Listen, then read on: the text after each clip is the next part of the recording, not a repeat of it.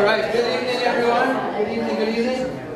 Thank you very much for coming. I'm Village of Tivoli Mayor Joel Griffith, and I'm here with our Board of Trustees, Trustee Peter Baldino, Deputy Mayor Emily Major, Trustee Emily Mangieri, our two Emily M's, and Trustee Susan Israti at the end there.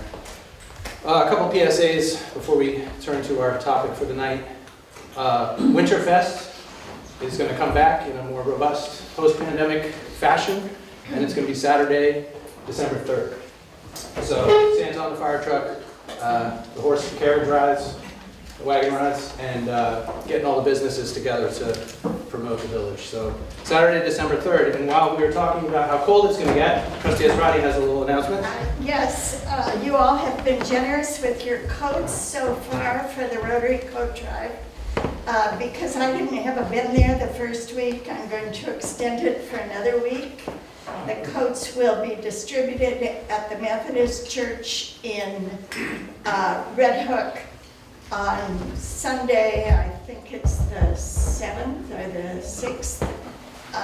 But you have 4 more days to add to the coats. It's a wonderful event. We get beautiful coats, and usually we have very happy people on the receiving end of it. So, and there's a bin in the hallway downstairs by the library. You'll see the sign. So if you have an extra coat, and we know there are people in our community that can use them. So. It's a great way to lighten your closet. And also, a week from today will be our regional and national elections at the firehouse. That's going to be the polling location, and I believe it's 6 a.m. to 9 p.m. Could be wrong about the start hour, but get out and vote. Vote your conscience. All right, so I'm sure, as you all know, we are here to talk about something referred to as short-term rentals, STRs. Short-term rentals are defined as a rental of less than 30 days. If it's 30 days or more, that's something called a long-term rental, and that's not a problem right now. They're around the village. There's nothing wrong with that. Yada yada. But like communities all across the country, short-term renting, companies like Airbnb, Vrbo, etc. Every community is dealing with the pros and cons of these things and how to handle it. So this is one of our community forums. This is not hearing. It's informal. It's really so we can take the pulse of the community, and so we can sort of give you some definitions and whatnot. So the first definition is short-term rental is less than 30 days. An interesting thing that may surprise some people is short-term renting is currently not permitted in the village. Now I know that we could all hop online tonight and find any number of places to stay in the village, but that is in fact the case. Zoning law in New York State is a little arcane in that unless something is expressly stated as permitted, it's considered to be not permitted. So if you go in the village code and try and find, where does it say you can't have STRs? It's not in there.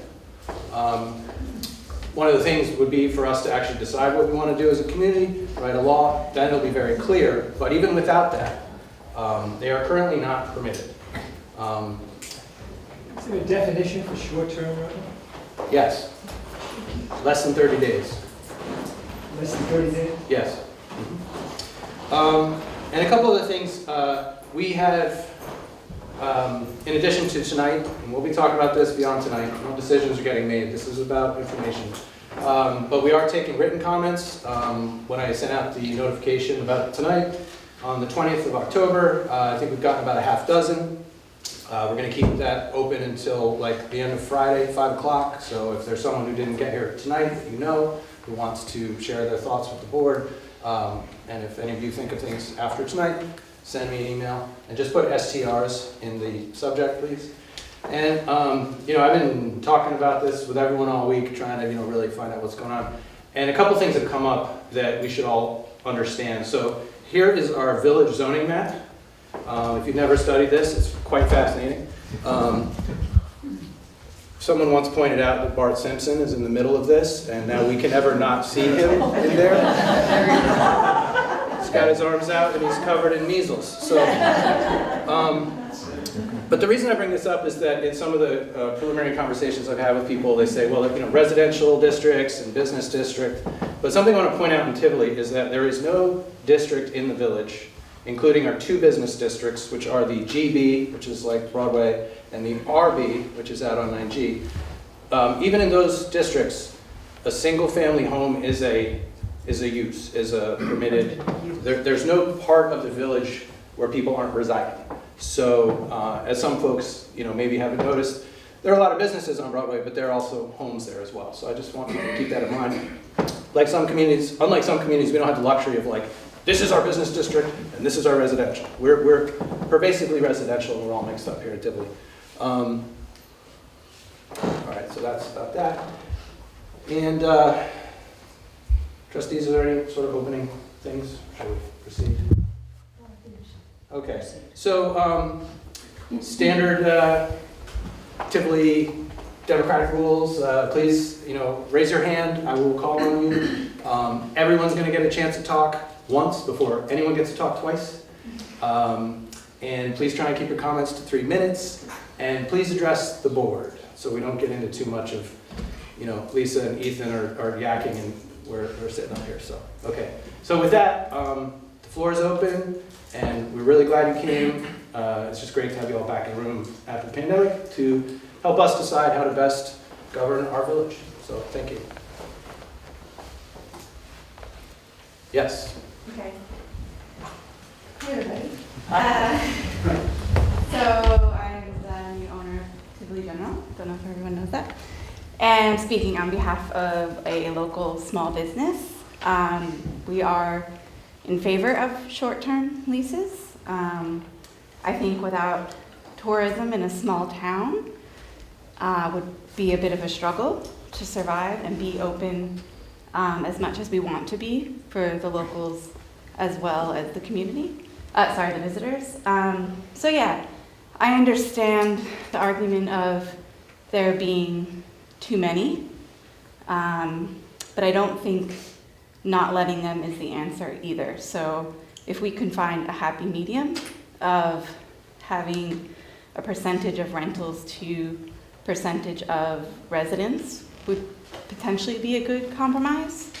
But I think it would be quite devastating if we didn't allow short-term rentals in a small village. Because what do people do when they're on holiday or vacation? They spend lots of money. And so, yeah, that's just on behalf of Tivoli General. We would love to see them stay around, and yeah, thank you. Yes. Yeah, Philip Laguerre.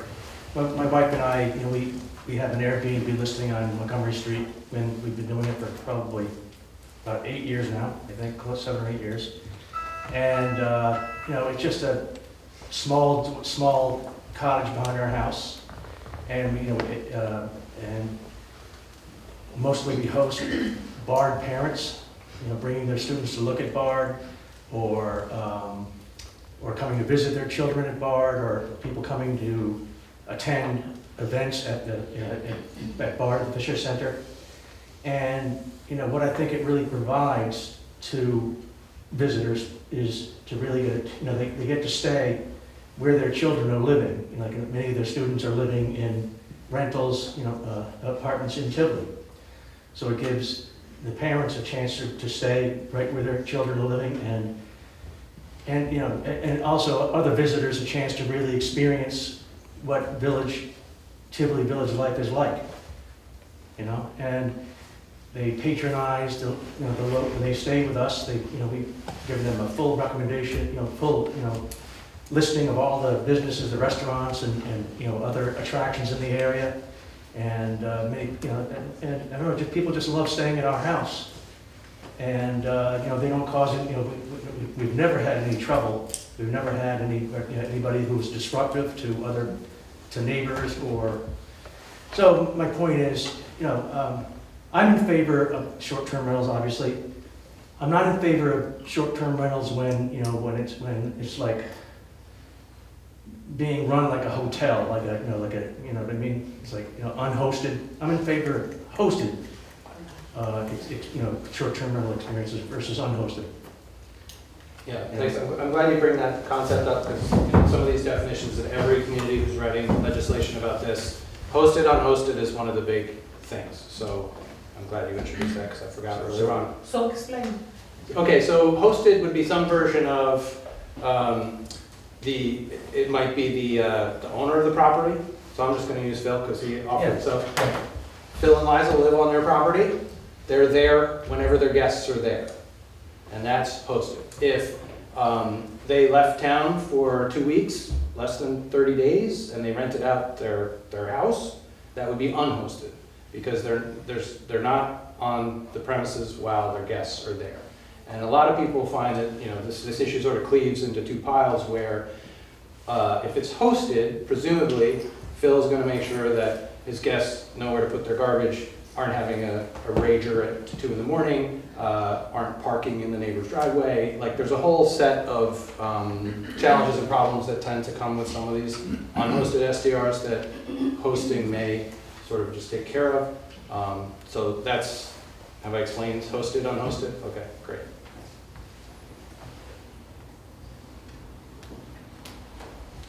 Jackie?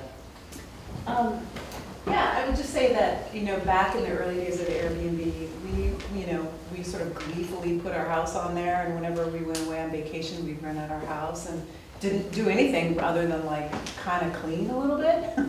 Left all our clothes in the closet, and then Airbnb sort of like blossomed into this, other enterprise. I think in my perspective, what we really need to be careful about is just this monster of Airbnb taking over our community, where people are speculating on real estate and buying houses purely as an investment. So, buying houses that people have no intention of living in this community, having a house that they turn in effect into a hotel. And that of course drives up housing prices, and suddenly you live in a town or village where nobody actually lives in the village. No one's serving on the board of trustees, no one's in the volunteer fire department, no one has kids that are going to our school. They don't have any skin in the game, as that phrase goes. So I'm very worried about that, and I think there's lots of evidence of that happening in communities across the country, where entire neighborhoods, like in Nashville or even Woodstock, have really lost a sense of, a community that lives in the village, because, 20% to 50% of the homes are no longer homes, they're hotels. Behind, yeah. I'm Louise. Hi. Hi. We have also hosted Airbnb in our little guest house, and my experience with all of my visitors has actually been really good. I had only one bad experience when my guest accidentally put trash in Tom and Sue's trash can instead of ours, because she hadn't been clear about whose trash can was whose. So that was a slight problem. But I have to say, I think our experience with our guests that we've had, I have a tiny place, I can't have more than 3 people. They've mostly been parents of BARD students visiting their BARD kids. Some of them have been Katzbahn moms and kids who came because their kids were doing a workshop at Katzbahn, things like that. And I think it's been sort of a boon to the community because those people have been really respectful, my visitors, and they've also utilized a lot of the local businesses probably more than we do a lot of the time. So, but I agree with Phil that I would love to see it continue, and I would love to see it be a hosted experience rather than what you've described as, renting out a house that you don't even ever live in the community. And it might be worthwhile to have some kind of a system where we are registered, so there's a certain number, that would be fine. But also knowing, people who come and visit BARD, there's that, just because that seems to be the predominant number of people who come and do that. they otherwise would be staying somewhere. Well, there's the new motel about to open, they only have 8 rooms, and then Hotel Tivoli only has a few rooms, and otherwise they're going across the river somewhere.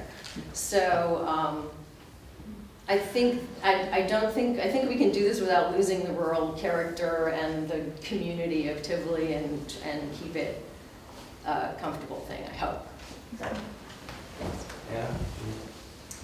Yeah, sorry, I'm a dork, so I've written something, please forgive me for that element. Dork away. Sorry? Dork away. All right, so I really appreciate what Jackie said, and honestly, a lot of what's being said, so I'm glad to hear where people are coming from here. Allowing STRs, especially unhosted ones in the village of Tivoli, is a risky business. It's a potentially very unsustainable choice when there's an acute housing crisis going on across the Hudson Valley. I've heard a lot about even Bard, with all the money and clout that they have, they're having difficulty finding places for teachers, for, staff traveling people, and for regular just renters like myself on North Road. It puts a pressure on us when, like you said, people are able to speculate and drive up prices because they're, having short-term rentals rather than folks actually living here. I don't see much problem with people operating bed and breakfast in the village. I'm wondering if maybe it would be possible for those who are opening their home to others to maybe have some sort of village-regulated system. Like certifications, health and safety kind of things, and be registered as businesses rather than allowing Airbnb to do its sort of thing. I don't know exactly how that would work, but that is something I think we should consider. I also want to point out, and this is definitely more of an unhosted thing, but there are often many concerns about the noise ordinance in the village, and I think that short-term rentals, especially unhosted ones, really do lend themselves to people renting out places for parties and subsequently not knowing those in the community and not having the accountability that you would have towards your own neighbors. Yeah, I don't begrudge anyone who's making money through this, and I think the greater concern is how Airbnb and the larger businesses have allowed this to operate in the housing market. And I want to make sure that Tivoli functions also as a community, not just as a vacation spot. Thanks. There were a couple of things you mentioned that I kind of want to expand on. So a lot of communities who do allow some form of short-term renting often impose some kind of permitting system where you have to come in, sometimes it's annually, and there's often a safety component of that where you certify, yes, I've got X bedrooms, here's a sketch of which bedroom it is in my house, in my floor plan, here's where we're going to park, and I certify we've got smoke detectors and 2 means of egress and all that stuff. So if we go down that road, I'm sure there would be a permitting mechanism and some safety oversight that goes into that. Yeah. Can I ask a question? Sure. related to- Questions are also great, yeah. How are Airbnbs taxed? Are they taxed as a business? There's a county host tax. I don't know if you're anyone who's doing short-term renting already, but the county, the way almost every community that's allowing STRs works with this company who seems to have a monopoly. They're called Granicus, and I know in Rhinebeck Village, for example. So municipalities hire Granicus, and Granicus watches all the listings and will say, hey, Rhinebeck Village, you only said you could have 10, we count 11, here's the 11th one, here's their name and address, time for, a violation or whatever. I'm sorry, I lost your question there. Taxes, yeah. So they're not taxed as a business per se, but they pay just like the hotel. I mean, a lot of the more traditional hotels aren't crazy about STRs because for a long time they weren't burdened with the same sort of taxation that a hotel is, and that's like the county hosts.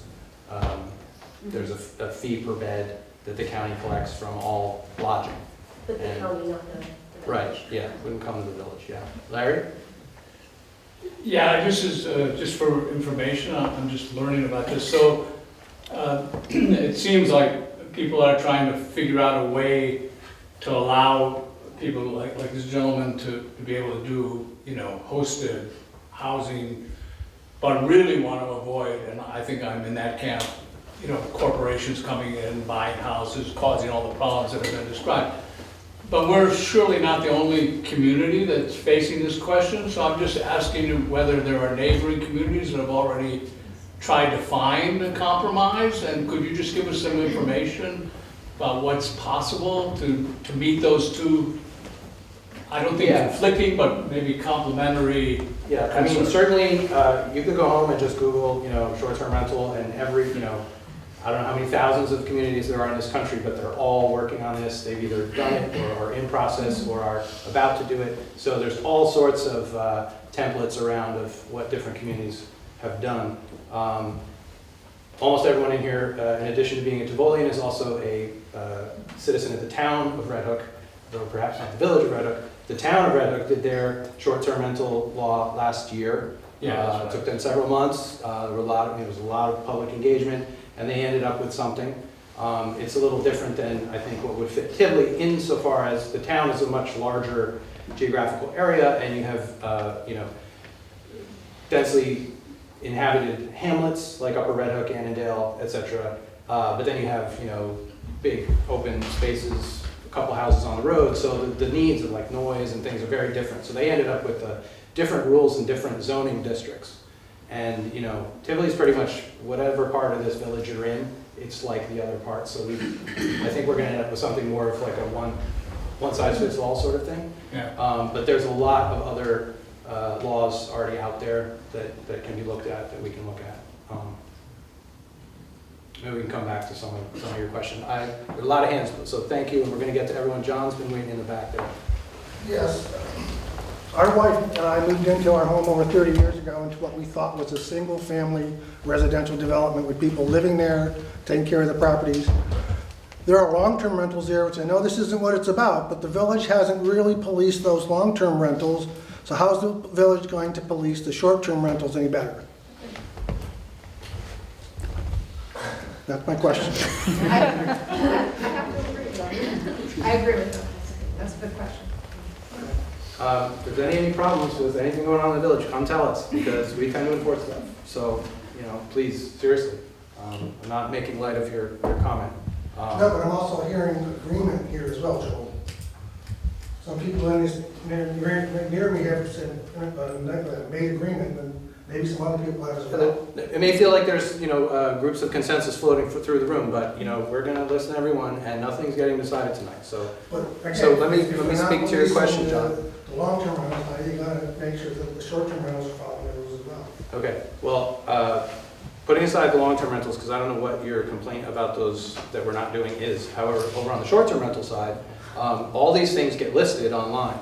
And either we could have someone on staff, or more likely would go with Granicus, like all the other municipalities, and they, you know, so people come in and they sign up and say, I'm gonna be an STR, they pay their fee. Some of that goes for us to pay Granicus to monitor what's going on. And they can let us know, and then, you know, we will go say, whatever, if they're breaking a rule, that's how it's gonna get enforced. And I'm personally not worried about, you know, whatever we decide to do, making sure everyone's complying.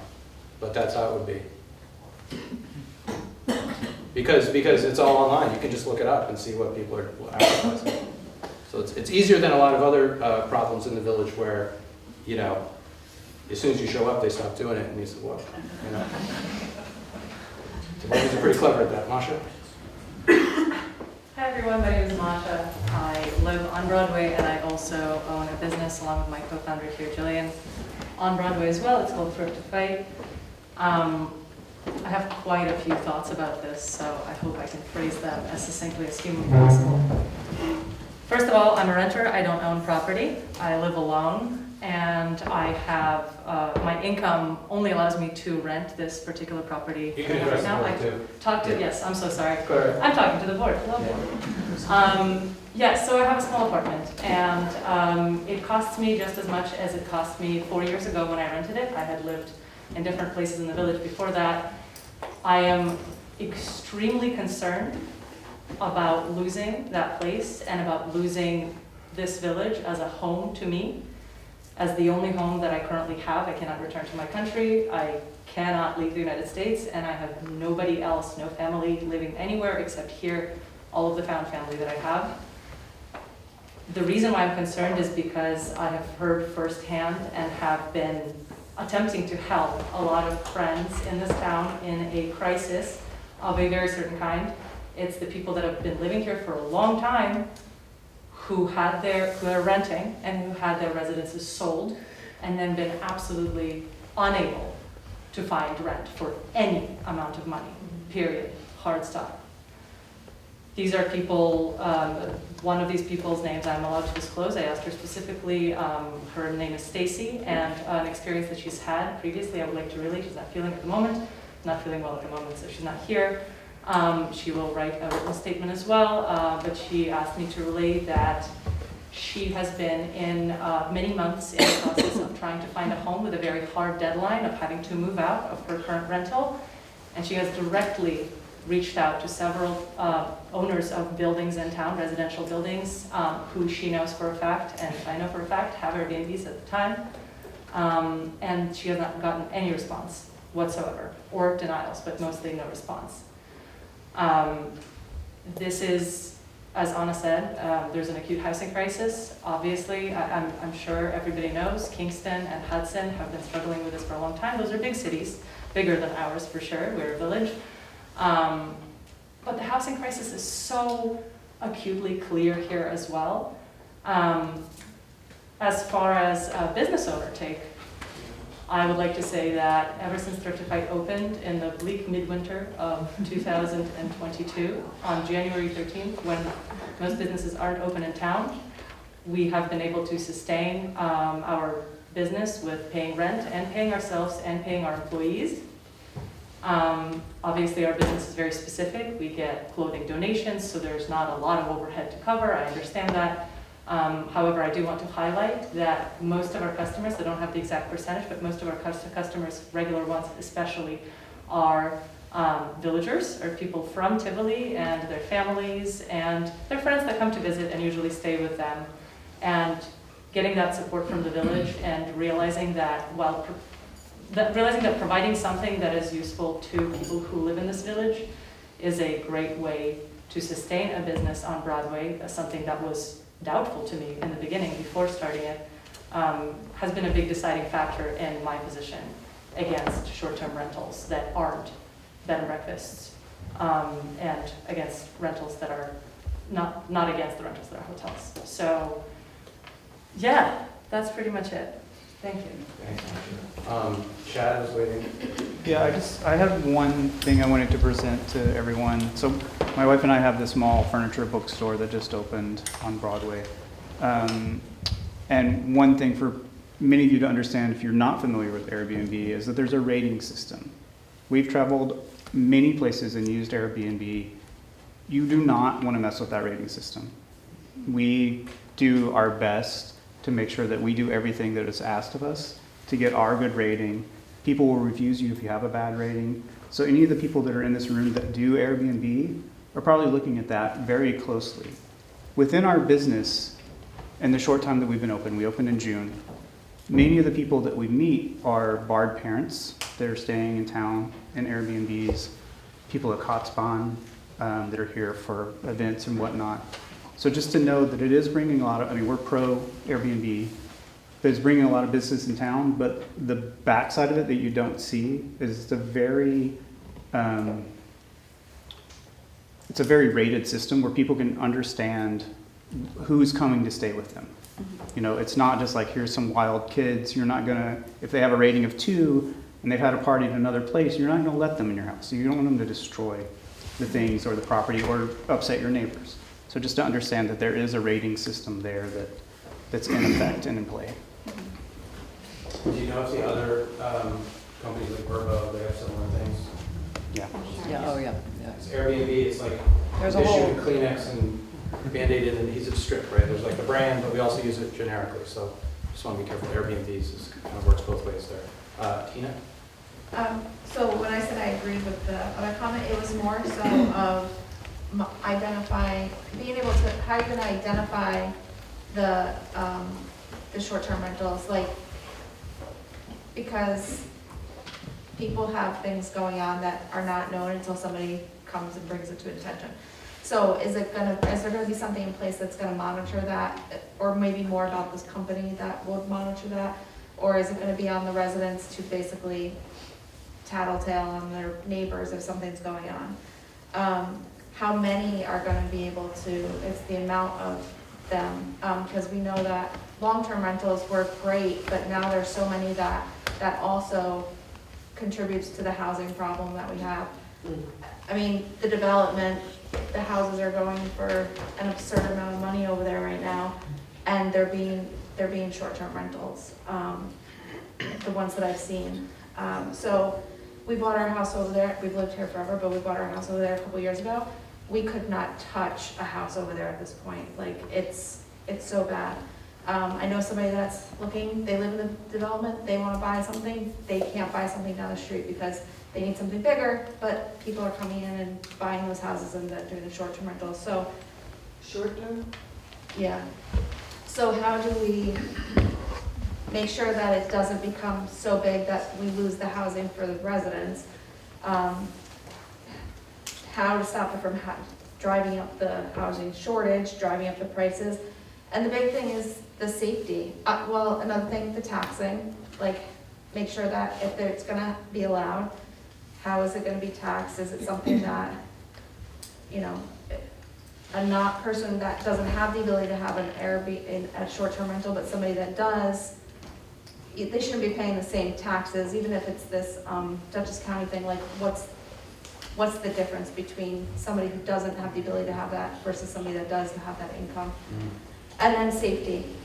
How are they gonna, how is it gonna be monitored that if it's non-hosted, the person's gonna be able to be contacted to know how many people are staying in that residence at that time, God forbid there was a fire or an emergency event, because people need to know, you can't have people running into a fire thinking there's 4 people staying there and there's nobody, you know, because that puts somebody else at risk. So how is that gonna be monitored? I mean, there's times now that there's calls, businesses, houses, and there's somebody they're renting, and you call the person who's supposed to be managing the property and you can't get a hold of them. So how is that gonna be handled as well? Those would be my concerns, Brian. Sure. There's a lot of questions there. They're all good. A couple of them. Many communities, and if we allow something, you probably end up with, you want to have a STR, you know, whatever we decide, hosted, unhosted, you come in and you know, get with the building inspector, you get the form, you fill it out, you'll be given a Tivoli number, you know. Say we allow, or say we have 20 of these things, you know, I'm number 18, and then the part of a law would be you're required when you list on any of those sites, your number's there.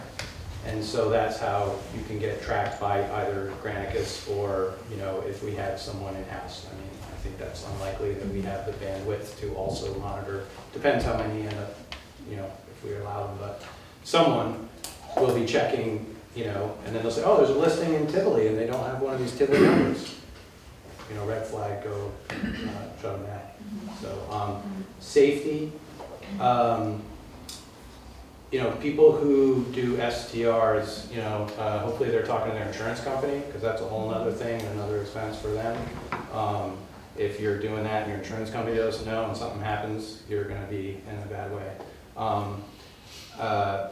It would probably be, like I said before, you would say, you know, here's a floor plan of the house, this is the bedroom that I'm gonna short-term rent, and I swear I have smoke detectors, and here's the egress, and then the village has a copy of that. So, you know, going in and doing an actual inspection is a little harder. It's very tough to, like, just for the government to go into your house and look around, and, you know, even with the best intentions of fire safety or something. They do it when you buy a house. Yes, there are certain circumstances, but, you know, we've done some research in whether or not we could require that sort of a, you know, eyes-on inside inspection as part of the law is unclear right now. So, okay, gentleman in the plaid shirt there. Yeah, excuse me. My name is Todd. I live at 6 Madeline Court. We've been owning that house, I think, since 2020, December 2020, and they've been renting it out on Airbnb. And I just want to echo some of the things that I've heard about guests staying with us. It's a lot of the people, visiting their family abroad or going to events in the area. And really what we wanted to do was have a place that families could stay in where they couldn't otherwise stay in, at a hotel or pretty much anywhere else in town. So, we wanted to have something where people could stay in that way. And also, we use it a lot ourselves.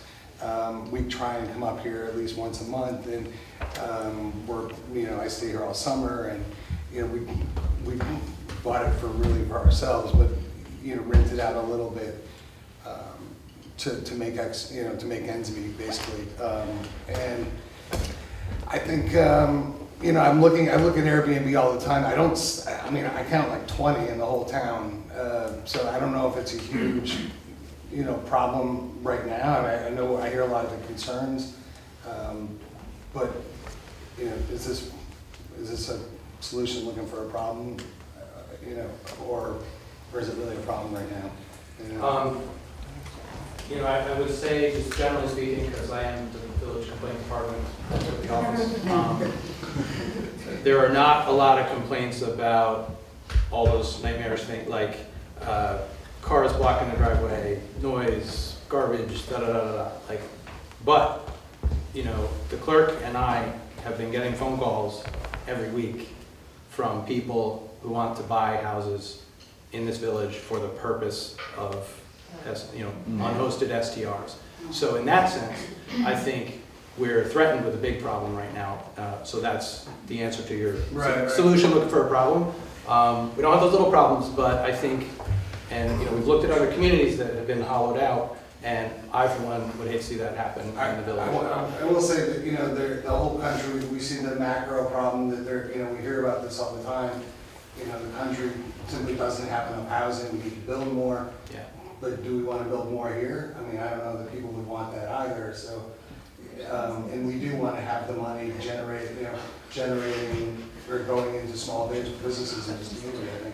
I don't think we want to pull that away. The people that come and stay with us are going out to restaurants and spending money in stores, and I think you need a little bit of that. And to the thing about unhosted versus hosted, you mentioned how there's a rating system, and you can also look at who you're renting to, and you're responsible for the people that are staying with you. So you have to kind of know who you're renting to.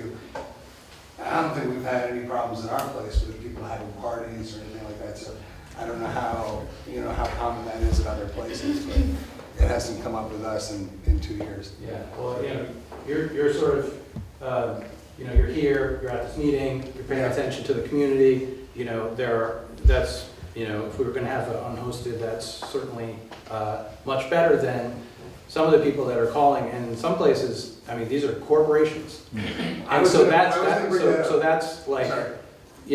very different. Where someone who's going to buy a house, take it out of the owner or long-term rental market, and they may never even set foot in the village. So how are they going to care about the neighbors? So that's a possible danger. Sorry to cut you off. I was just going to say that inks and not there could be a rule about not selling or not allowing corporations to rent out. You can't do that. Yeah. You can't do that.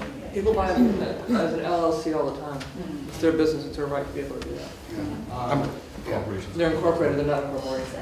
So the municipality can't can't make a law about You can buy some. only redheaded people can buy that house. I like that So, law. but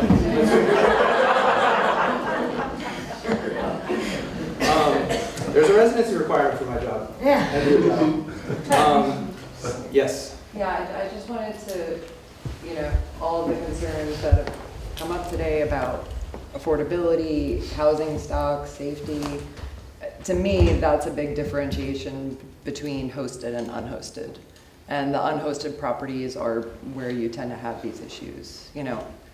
I can't say for everyone in the village who's hosting short-term rentals, but I think the majority at least are people who are renting out a room in their private residence, or they have an accessory dwelling unit on their property, and they are responsible for these people. They, you know, they want to ensure that they have a good stay, that they're showing them the village, that they're introducing them to businesses in the village. So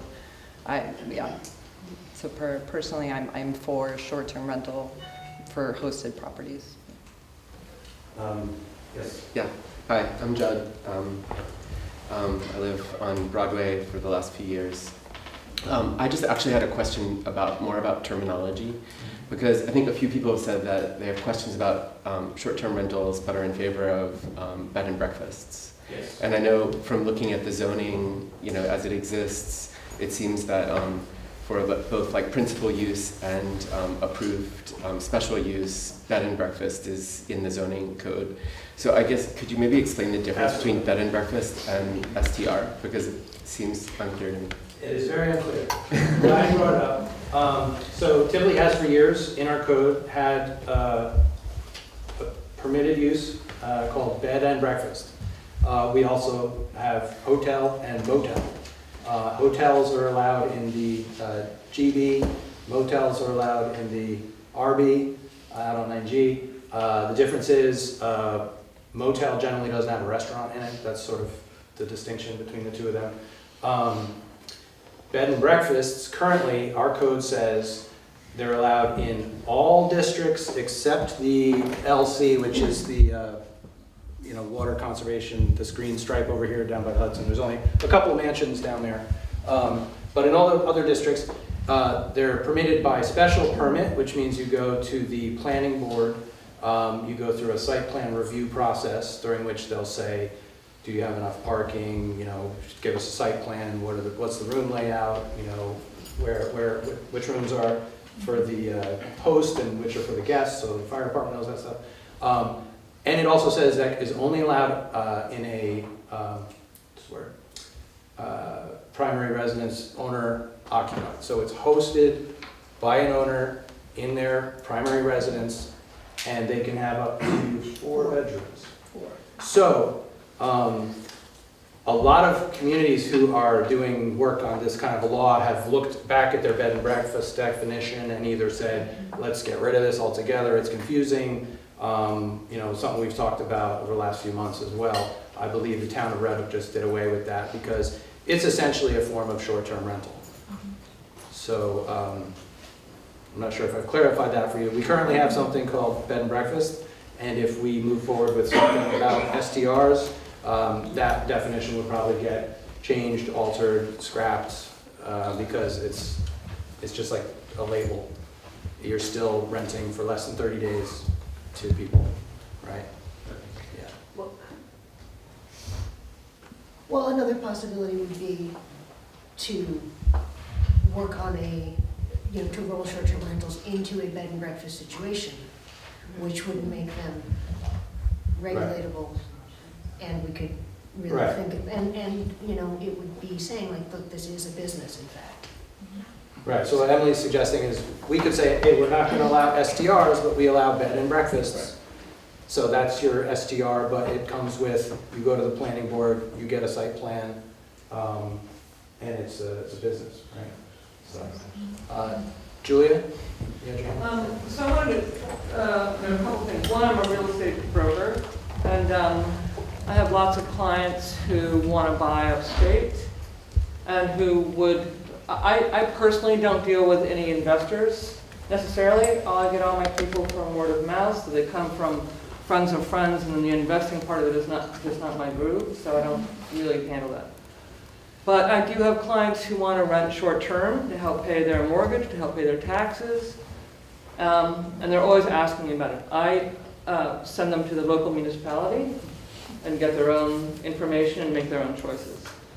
So I do think there's a lot of benefit for short-term rentals if they're handled well, and I just wanted to talk about an unhosted version. So I have a kid who lives in another country, and I want to soon, I haven't told him, so don't tell him yet, but I want to start visiting him more.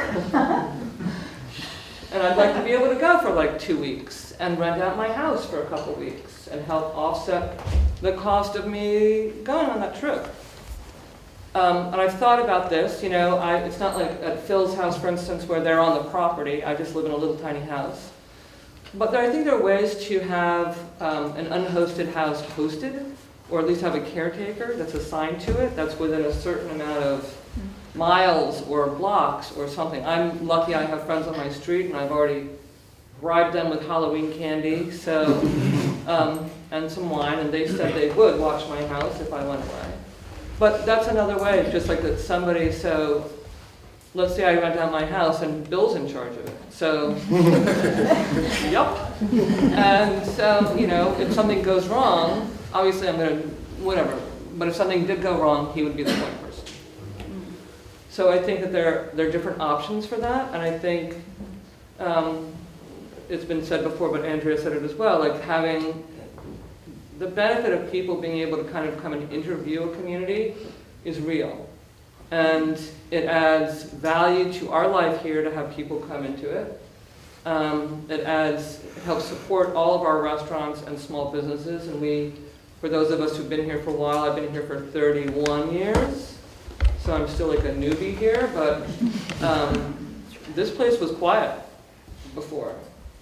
And it's exciting now. And yeah, like sometimes it's hard to park, but it's an interesting place. And it's nice to have people to be able to come in here. What makes it interesting in the Hudson Valley is that all these different voices come in.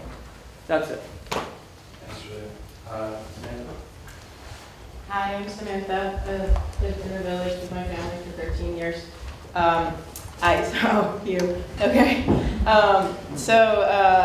I just want to, I'm sorry that I was late too, and I don't mean to repeat territory that's already gone over, but I just want to share my concerns and get on the record as where I stand on this.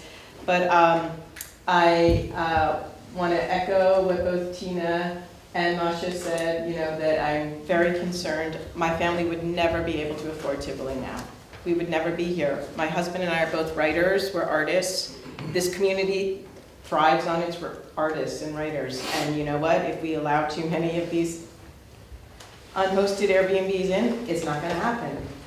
We're not gonna be able to afford to live here, and that is the truth. You know, we worry all the time about, like, even my daughters are not gonna be able to stay in their hometown. It's already past that point. They're not gonna be able to afford to live here. And that makes me really worried and sad. The other thing I want to say too is, like, for situations where they're hosted, I totally understand that. My brother and my sister, both in other towns, run Airbnbs, and that's how they make their livings. And I think that that's great. I use Airbnb when I travel all the time. But I do think that there's smart ways that we can put a cap on the number. And I think that for Julia's situation, like, of course, you know, there can be a time limit. Like, if Julia's going away for 2 weeks, of course she should be able to rent out her house, you know. Thanks, Sam, and you could watch. Julia, I said.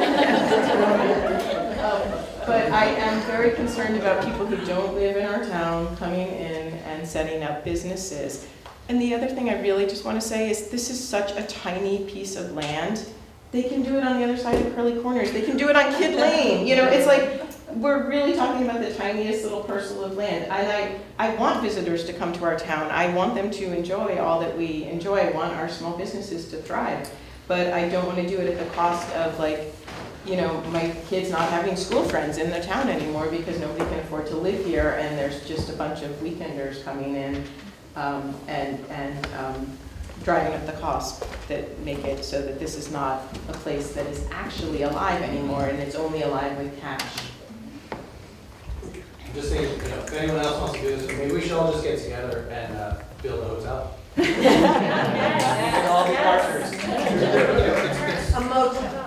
And a motel. You know, a motel and a motel. But seriously, there, you know, we hear all the time that there's a paucity of lodging around here. And I hear it from Cotspawn, and I talk to Bard a lot, and they're talking about maybe they need to open a hotel. Just to, you know, so there's no question there is a shortage of lodging around here, but that doesn't necessarily mean that we want to take our single-family homes and solve that problem that way. I don't want to lose the BARD students either. Like, I know that there's oftentimes conflicts, but I mean, the BARD students make our community too. They're like part of the quirky fabric here, And if they're getting kicked out of their rentals because they're being turned over for weekend housing, I fear that our town will not be the same place that we all love. Lisa, in the back, and if you've already spoken, just wait till, when I feel like everyone's on one side, I'll say, anyone want another, turn it back? Lisa. I knew that I was waiting, that when you speak, then I wouldn't have to say what. You said everything that I want to say, except that one of the things that is so important to me about this village is the scale of it. And what it feels like to be on the street with people that you know, with people that you don't know, with the mix of people. And one of the things about suddenly seeing the house across the street with people you don't know is that it just changes the atmosphere. And I welcome people to come into this village, but as you say, we are a tiny parcel. And so, particularly in unhosted situations, I think, who are you and how long will you be here and who's coming in next week? And the people that I would have a conversation with or know that I can count on for something or they can count on me, that changes. And so I just think that one of the things that we have to think about as we come through thinking about how we want to set this up is, as you say, like setting a cap on it. We have to keep our scale in mind. We're not Red Hook. We're certainly not Rhinebeck. We're certainly not Hudson. We're tiny Tivoli. So how do we make this work for us, for the people who do live here, for people who want to come in? I think that we need to find that proper scale.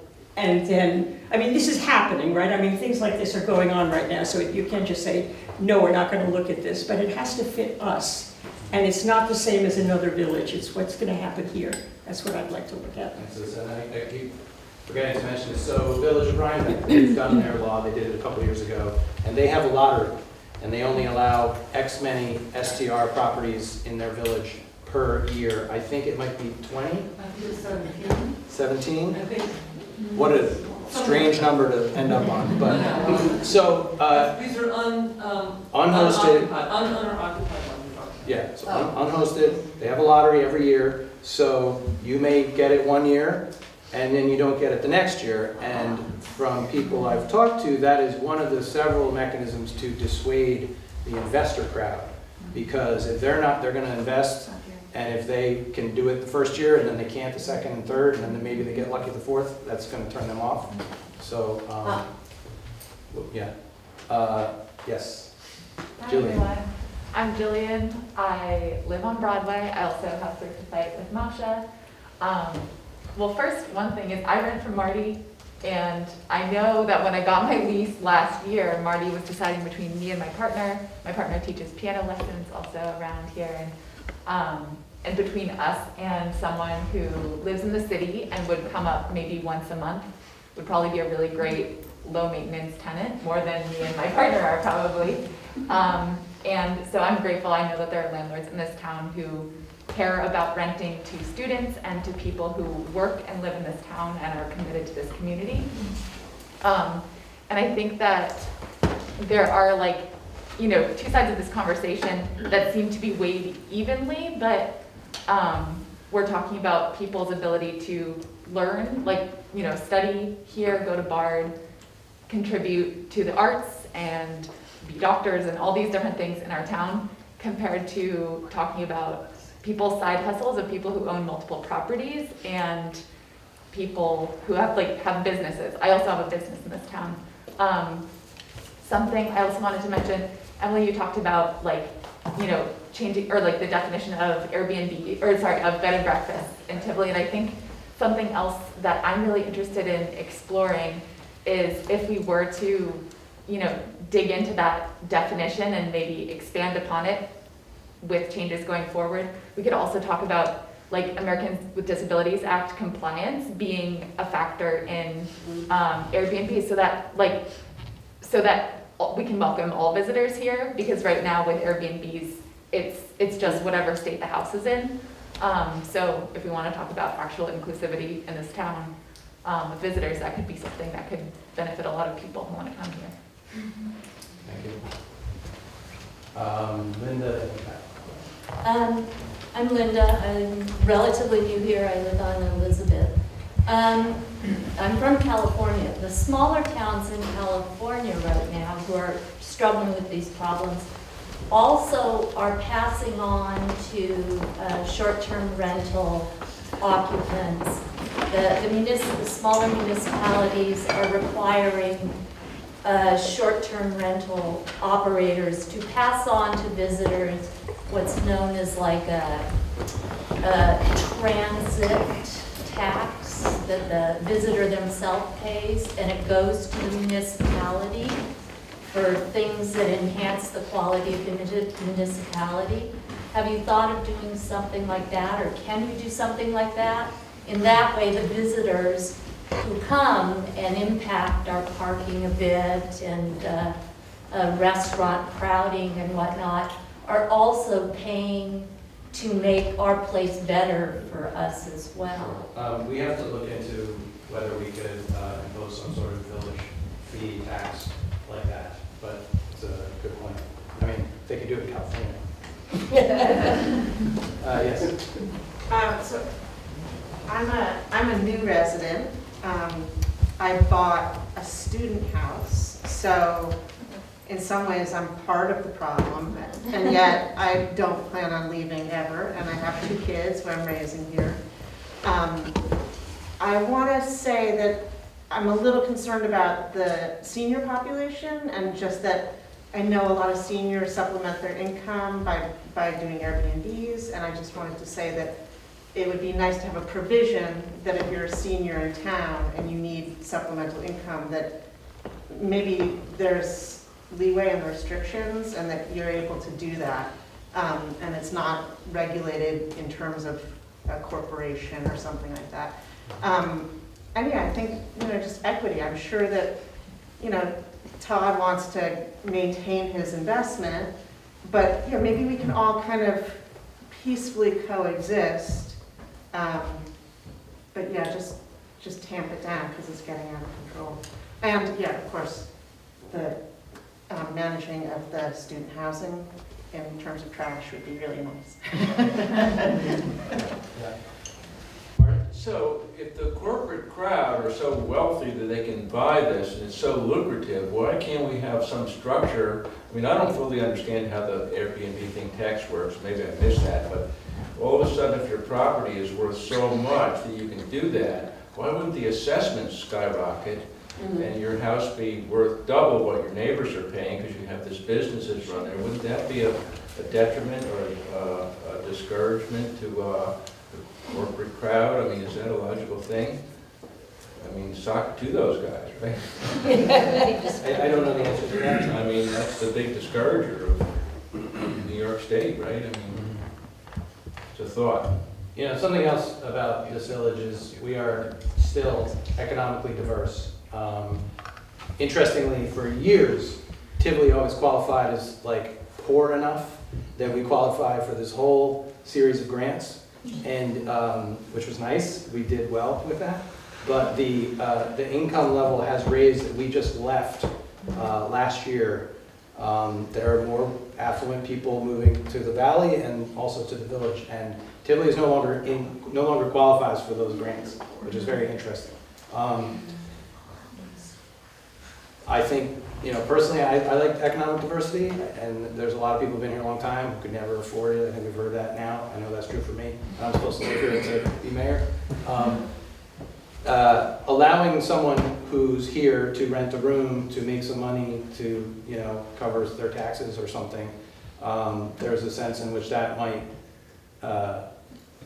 be nice for people to be able to stay here and stay in the community and stay with the kids, So there's so many spots along the spectrum from like unhosted, here's the key, come on in, to, total banning, I'm hearing everyone is somewhere along the spectrum. This is going to be fun to figure out. But at this point, it is legal for anybody to have a lodger, right? So like, to say that, you need to make a couple of bucks to make the mortgage, pay the increased water, right? Like, you can rent a room in your house long-term, right? And like, maybe that's a student, maybe that's, a professor, maybe that's, a professor who comes up from the city for a couple days a week, right? Like, there's a big difference between having someone who comes and lives in your house for a period of time more than 30 days, right? And making it a business, right? Because we have 1,072 people in the village, right? And everybody counts, right? Like, we rely on one another. And, you know, like, my favorite slogan is, you can't be an asshole in a village, right? Because you see your neighbors, right? You see them at the post office, you see them at the bakery, you talk to them when you're walking away, right? And we have this bubble of more than civility here. Because we have to look each other in the eye and be accountable on a daily basis, right? And I said I was gonna keep my powder dry tonight, but like, one of the things I've noticed in the past couple of years is tiny turds on the sidewalk, right? And that's like, people who don't live here come in with tiny dogs and they poop on the street and nobody picks it up. That's a very good point. That's a thing, you know? So like, posted is different, right? Like, there's a whole range here, but like, the bottom line is that 1,072 people, and I think most of us recognize each other, and like, and see that we're in it together. So like, we gotta move really carefully here. And there's about 476 habitations also. Right, so. And as Todd was saying, like, the zoning, you know, we're kind of built out. I mean, we could squeeze a few more houses around the village, but it's not like we're about to build a lot more housing stock here. So the housing stock that exists is sort of what we have to work with. It's not going to change a whole lot. Now, I see a couple, okay, Hayden? Yeah, so my name's Hayden, I live in the village. And I just want to go off of Emily's point and say, you know, anybody who's doing an unhosted Airbnb could be renting one. There's not any reason that should prevent that, other than having a convenient location to come up when you want to, so that you have the privilege of disturbing the continuity of residence for the people who live next to you. And that's a cost. And it's not a monetary cost, and we have on the other side of this scale a monetary potential benefit for the person running the Airbnb and potentially for the businesses in town. And on that note, I also want to say that for businesses in town, I find that weekenders are crucial. That has a lot to do with what's being sold. Exactly. If you depend on weekenders for your business, you are not catering to the people of the village. I don't think that's totally true. I'm sorry, that's not. Well, let's please, everyone. Maybe it's a broad generalization. I think it's broadly true. Maybe it's not totally true. Well, everyone's entitled to their opinion, and let's let him finish without. Yeah, and I think in general, the idea of giving access to a village experience through an unhosted Airbnb rental or whatever, remote whatever, is it gives the visitors this village experience at the cost of everybody else's experience, and it contributes to the gradual degradation of that experience until you have a situation like you have in Hudson, where the population has gone down year over year now for a very long time. And yeah, that's about it. Any part of the housing stock is important, and we need people who actually live here. Thanks. Now, I know a couple people who've spoken are ready to speak again, so we're going to do a few minutes of, if you haven't spoken for your first time, get your hand up. Yes? Hi, my name's Adrienne, and I don't live in the village, I live off of West Curly Corners.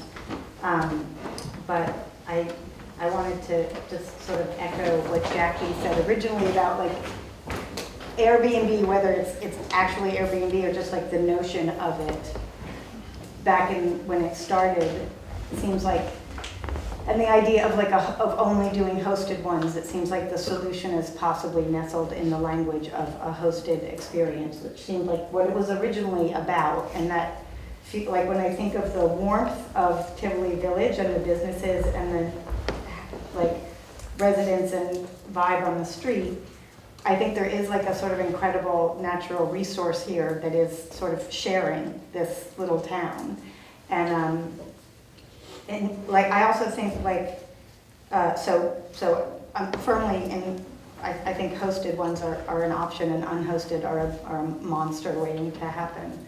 I also think some of the hosting that happens is like in little dwellings or buildings that would likely not revert to long-term housing. Like some of them aren't appropriate for long-term housing. Like my partner and I rent like a little camper that we redid, and like no one should live in that camper for more than a few days. You know, it's like something for summer. And I've also noticed that like we keep a really low price point, which seems to affect the diversity of people that come visit us. And it makes me, like I've been an independent touring artist for 20 years and I've stayed in a gazillion Airbnbs. And I also think like I probably couldn't afford to stay at the hotels in this town. So I also kind of notice of like a kind of goofy but genuine pleasure in people of like not incredible means getting to come and visit here and go swimming in swimming holes. And like maybe take themselves out to dinner because it's their vacation. But you know, they're not spending like $250 a night or something to stay. So I think that's something sort of lovely. but like I said, it's like hosted, and part of it is like actually wanting to have a visitor and be like, isn't it pretty here? And then I have two other thoughts. One is just like during the pandemic, as my partner and I are both performing artists, so in that moment of like losing all of our income for like 3 years, the ability to rent out even just our little camper felt like the way that like artists sometimes have to, especially people who are like independent contractors and live with a precarity of income that's not stable. That was like just the kind of problem solving that our brains could go to of like, how can I do something and actually provide a place that people could go during a pandemic that was safe to, and I feel like we would have been really struggling if we couldn't do that. And at the same time, I wasn't ready to be like, should we become a bed and breakfast? Not a great cook, for one. But just like the whole shift of being like, oh my gosh, would we become a bed and breakfast is, you know, it's the problematic kind of economy of like, should I use my car for an Uber? But there is a way in which like when carefully tended, those things can help people who don't have full-time jobs or make their living from 3 different jobs or something. So I'm curious about that. I don't have an answer. I'm just curious. I just thought I would bring it up. Yeah. And then the other thing, which is kind of in conflict with some of the other things I said, was I did read this story about like a house that was on the market for some, not here, I think it was in Miami, for some insane amount of money because it was beachfront property, and the person who was going to buy it was the seller, the price point for the seller was with the understanding of what they could make from Airbnb. And while you do get taxed on any money you make from Airbnb, once that house it was determined that you wouldn't be able to Airbnb that house, the price dropped considerably. So it was a real bummer for the working class people who had bought that house, and then it's like they thought they were going to sell it for a lot more. But I think it's evidence that like really restricting the number of Airbnbs could help to keep selling points for houses down, because it's not inflated by this incredible possibility to profit off of it. That's it. Thank Done. you. Eileen, did you have your hand up? Yes, my name is Eileen.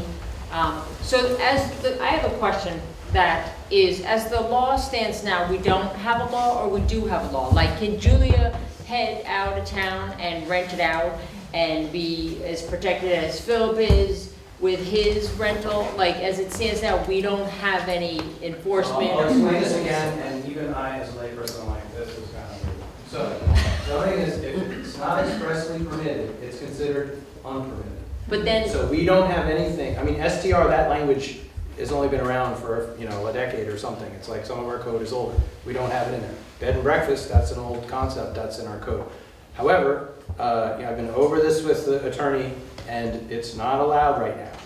so are we gonna look the other way? Yeah. Like, we have people here who, openly. I think we're gonna figure out what we think fits best for Tivoli. It was like, chickens in 2015. When people were reading the code, says I can have chickens. No, it says you can't have chickens. We didn't really know. And so we had to come together like this and say, what are we going to do about chickens? And then we wrote an actual code that was very explicit, overt, and sort of settled the matter. So we're kind of in that same situation right now. Okay. Now, people who've called and said, hey, I want to invest in your awesome village, I'm going to buy that house and Airbnb it. And the ones who have the courtesy or the intelligence to ask, you know, the clerk or the mayor, what are your rules? And I say, it's not allowed right now, and we're probably going to be working on a law, so just like heads up. I mean, you may regret buying this thing because it may, I'm not sure if it's even going to be allowed in a few months. So that's kind of our position. Now, we haven't gone around and shut everybody down right now because, you know, it hasn't been a huge problem. We don't have an explicit law. So, you know, I have a little people who may have tried to look, doesn't say I can't. But, you know, the village code, I've been using this clunky example. It doesn't say you can't have a nuclear power plant either. But it doesn't say you can't. So that's kind of how to understand that weird thing about the zoning law. That it has to be positively stated and not, you know, blah, blah. So I don't know if that answers your question. Yes, I mean, it's a work in progress. Nobody's going to be stricken from their Airbnb today. No. No. Okay. Anyone who hasn't gone once? Because we're about to go into second rounds. Okay, Louise. Okay, so speaking both to Masha and to Samantha, this is a whole other thing. How about the people who have auxiliary dwellings that they've been using for Airbnb? Can those be allowed to be a long-term rental? I mean, that would help the people who need to make, I know that's a whole nother zoning thing. The reason we're all smiling is because accessory dwelling units are in the same boat. They are not a permitted use. Yes, I understand. We know That's why I'm saying. We know they're out there, and you know, 15, 20 years ago, the village board, and some of us weren't even on that board, said we don't want any use in the village. I think we're thinking about taking a look at that. It doesn't feel quite as urgent as SDRs, but I'm sure it's time for this. Yeah, so I'm just saying. to say, that's why we're smiling, but go ahead. Yeah, because that way, you could help the person, like say they're an elderly person and they want to stay in their house and be able to pay their taxes, and they have a little guest building, and they could rent that to a Bard grad student full-time. You know, if it's something small. So that might be a win-win way to deal with some of them. Mark. Hi. I'd just like to say I think it's phenomenal that we can all get together in this room and hash this out and no one's screaming at each other. I just think it's great.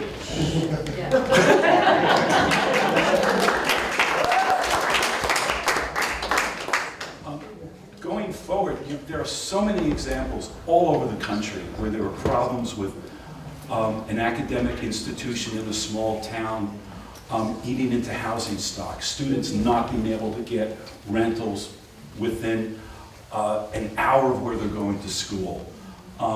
We had the whole rental thing that happened in the 50s in New York City with, well, what was it called? Rent control housing. We have a community here of renters. We have homeowners. If we can all keep a level head and try to make everyone live here understanding that there will always have to be renters here. There will always have to be homeowners who want to do something with their property. And to also keep in mind that anything that's going to be on the books, that's going to be enforced, should be looked at knowing how it's going to be enforced. We have a park here that come May or June, there's usually some celebratory things going on until 4 or 5 o'clock in the morning. It only happens a couple of days out of the year, but there is a phone number on the bottom of the blue sign that says if there's a problem, call. And if a call is made, there isn't the resources to have whatever the police, whatever come out and do something about it. So it almost have to be self-policing, in a sense. You're shaking your head. Well, I understand where you're going. I think we want something that's like kind of simple. I think, you know, not to pick on my friends at the town, but I think their law is pretty like, there's like a lot of parts to it. I think it's pretty hard to understand.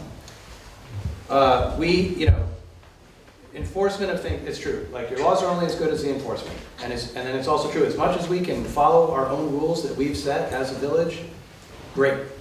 Human nature is such that that doesn't happen all the time. And, you know, so we have, you know, we have ways of enforcing things. You know, the most important thing is write me an email before you go to Facebook. Mark Zuckerberg is not going to fix your Tivoli problem. And the amount of people that go to Facebook instead of their own elected officials who actually care about trying to fix your problem. So that's the first thing, is if we don't know about it, we can't work on it. And then, you know, in that example, you know, call the police. They're going to come and shut down whatever's going on in the park. But it's always an issue. But I just want to be very clear, because I can't help, you know, we try really hard to enforce the rules that we have on the books. It's not always easy, but if we didn't try, believe me, it would be a lot worse around here. But anyway, to go to your point, whatever rules we set up about short-term rentals will be enforced, most likely by the village engaging this company, Granicus, who monitors what's out there. So like Rhinebeck Village, again, I mentioned that. Granicus monitors it. They're paid a fee by the village. That fee comes from the people that are doing the STRs. So it's not like the fees cover that cost. It's not like the taxpayer is going to supplement the people doing STRs. And they notify the municipality when something is, someone's not in compliance. But anyway, I was kind of shaking my head and maybe disrupting your comment there. Well, I mean, there are laws in the books that sometimes are just not enforced because there isn't the manpower to do it at that particular time. Sure. Yeah. But yeah, it's a minor point. I mean, I just again think it's amazing that we could all come here and have this discussion. It was really a drag, that pandemic, to not get to do this quite so much. Because we've had, I mean, I know you two are relatively new, but this is kind of what we get to do here, and it's part of why it's a great place, and actually sometimes a real pleasure to serve. It really is, because this is what we get to do with Tivoli. It's really special. Yeah. So thanks for calling it out. Remind us all that it was. Masha? I would love to highlight something you just said, which is coming to these meetings, as they are actually regular, not public forums, but Tivoli board meetings. A couple of months ago, myself and a couple of my friends and my partner, we decided that this is an amazing privilege to be able to come to talk to your government directly. And the issue of STRs and all of the definitions, and the map has been pulled out, and all of that stuff has been gone through. And that allowed us to have a lot of preliminary knowledge before coming to this meeting, which is incredible. So would love to encourage everybody to come to these meetings twice a month on second and third Wednesday of every month. And the second thing that actually directly relates to this problem is the difference between the definitions of unhosted versus primary residence is really important, I feel like, because as far as I understand, a short-term rental can be hosted. You know, if somebody comes up for the weekend and they're technically there on the premises, or you can get a hold of them, maybe they're somewhere around in the area while they're renting their property to someone else, versus when it's a primary residence, that is somebody who is so directly connected with the community, depending on, you know, there's different levels of participation and knowing everybody, etc. But if that is your primary residence, then your stakes are so much higher. Your family stakes are so much higher. And I do agree with a lot of people here who are in different situations and would love to rent an accessory dwelling unit, which is a full separate thing that you said in the previous village board meeting that you will discuss after this issue is somewhat resolved, or after you talk about it more. And what makes a difference in this to me is that that's their primary residence. That makes sense. So if you could maybe, if I didn't explain it properly, or if there's a better definition of the difference between the two, I would love to hear that from you. Between hosted and unhosted? Hosted versus primary residence. Right, so someone could buy a second home in the village, right? They actually reside in Kingston. Right, so, well, I think, you know, that what you just said, you know, you're going to be a lot more thoughtful, concerned, invested if you're doing it in your home than if it's a secondary property. And if we get into some sort of hosted requirement, then the next set of questions is, does it have to be your primary residence, or can you have a manager? You know, so interestingly, the current bed and breakfast rules are, it has to be the owner. You can't leave town and get a manager. So that's interesting. Julia? Just in reference to the primary residence thing, in New Orleans, there was, you probably know about this, Jill, right? So you could probably tell it better than me, but so there are a lot of Airbnbs, short-term rentals in New Orleans, and there was an ordinance or law, I guess, on the books in New Orleans that said, and I believe it is, you had to be, if they were, requires vacation rental host in residential neighborhoods to have a, quote, homestead exemption, meaning that they live there and claim the property as their primary residence, blah, blah, blah, blah. Several people who did not have primary residences but rented them out sued the city. And I think it was an appellate court or somebody said that the people who, the non-primary residence people who had brought on the lawsuit, that their civil rights and constitutional rights had all been violated. So it's just something a lot of areas, a lot of communities, I know the town of Rhinebeck is doing this, and I obviously didn't, you can Google it better than I could speak it. So it's just something to keep an eye on, particularly with a small community. I think there are other ways to do it than use the term primary residence. Because if somebody sues, whoever's going to take the time to sue, not whoever, but probably is going to have more money to sue us than we're going to have to defend ourselves. Right. So as communities across the country have been writing their laws about STRs, and a lot of them have used some concept of primary residence in their law, and there was recently a case in New Orleans that Julie referred to, where a court there said this violates the Commerce Clause, and you can't do it that way. Now, whether that case is going to like sweep across the country and overturn everyone's laws is still very unclear at this time.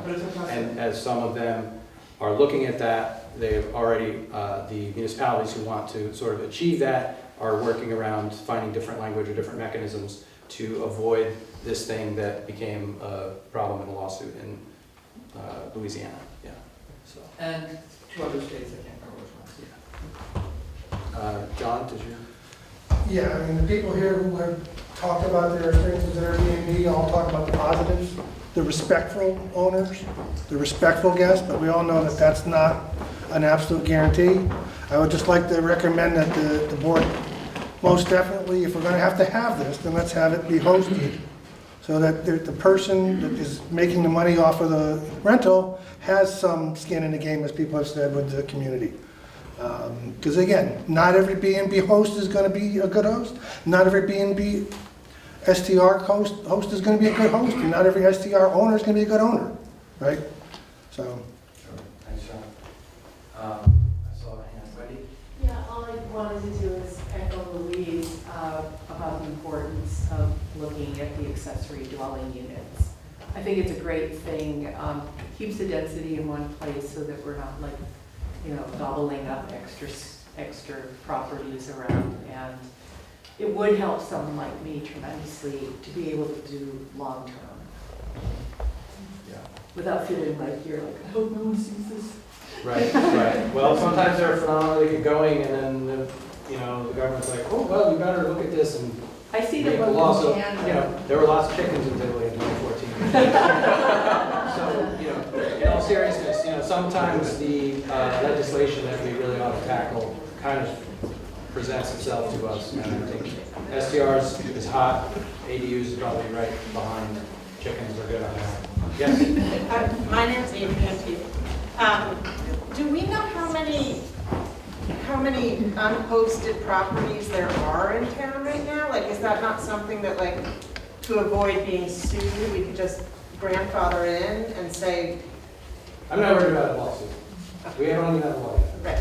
Is that not something that we could just like, be like, we're capped out and that's it, we're not doing any more. Right, well, if we decide, I mean, I'm hearing a lot of, we don't want unhosted. So Yeah. if we decide that's where we're going, all those people are gonna have to shift their business model, Yes. you know? Nicole? I know that we're supposed to talk about short-term rentals, but we sort of left to drop the whole idea of the fact that we need affordable housing. And so maybe that's for another evening or whatever, but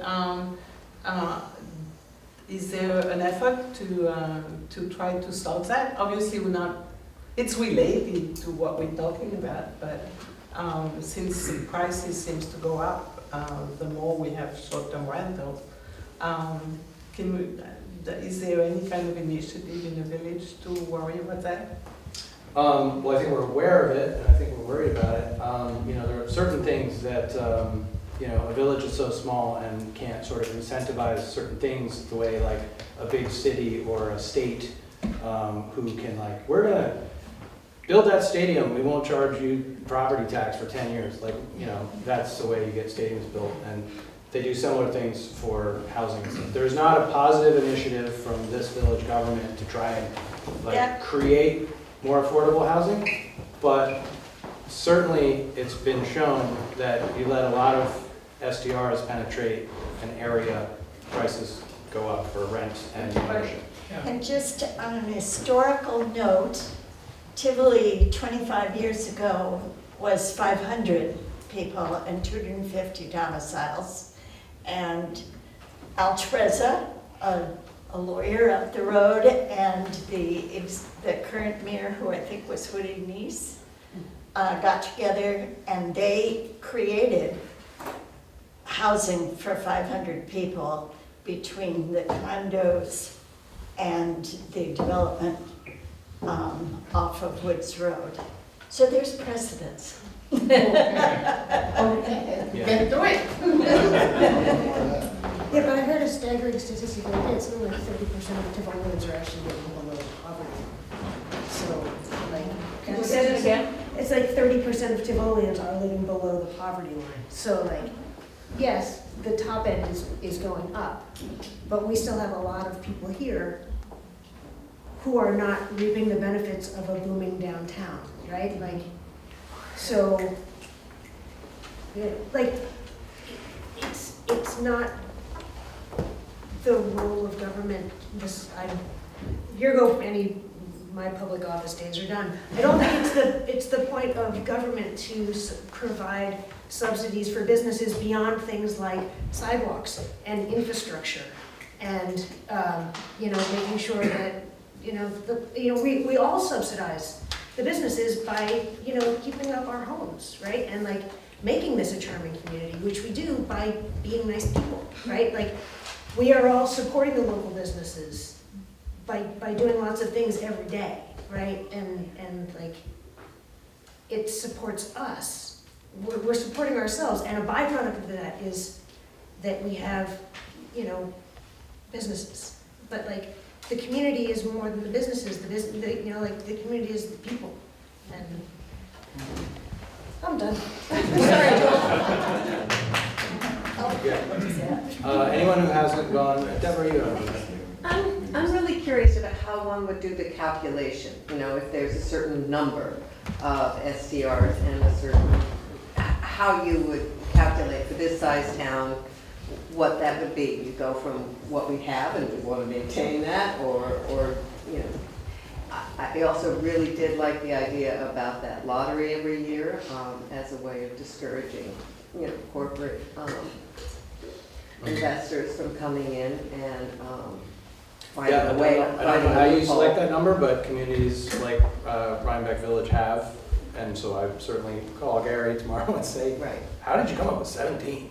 And then the last point about the auxiliary buildings. I came from California, from a big city, and where San Diego, where a lot of downtown was being bought up for Airbnbs, and so you have it'd be like a ghost town when the tourists weren't there. And even out in my funky little neighborhood, I was amazed at things that were being used as Airbnbs. I was like, really, you want to stay here? But they also had a thing about allowing granny flats that came in, and that's essentially your auxiliary building in the back. And I think it does provide a way for homeowners to, support paying for the mortgage or taxes, and it does allow for long-term rentals that may be more affordable to other people, We're gonna get to ADUs, but I do want to keep it on STRs. But I think they're linked. Absolutely. And so We I can do a would couple. like them, I think they need to be thought about together in terms of like the number of SDRs versus the number of granny flats that you're gonna let people build in their backyards. I love that term. Yes. I mean, I was the one who was saying the thing about seniors supplemental their income, but I will also caution that in North White Plains, it's just a sea of two-family houses that have inadequate parking, that they're mostly rentals at this point, and so there is like a balance of we want affordable housing, but like then at the same time, somebody still needs to live there. Like it's their permanent residence, they own it. Because I think otherwise the property and the condition of the property gets degraded and degrades the entire community. So it's a tricky balance. And yeah, I'd also like to say, I'd love to see more student housing, even though I stole some of it, sorry.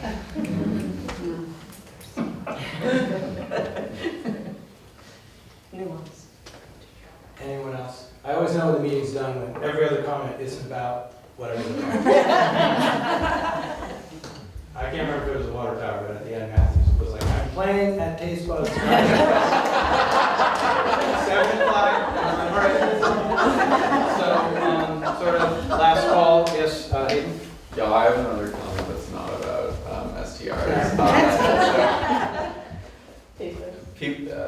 A lot of people are worried about affordable housing. Anybody who wants to talk about it, I would love to chat.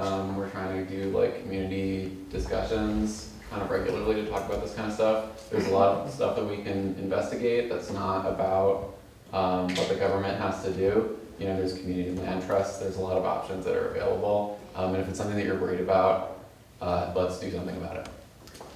That's all. On STRs, anything? On STRs. Last bit on STRs. Probably possible to enforce.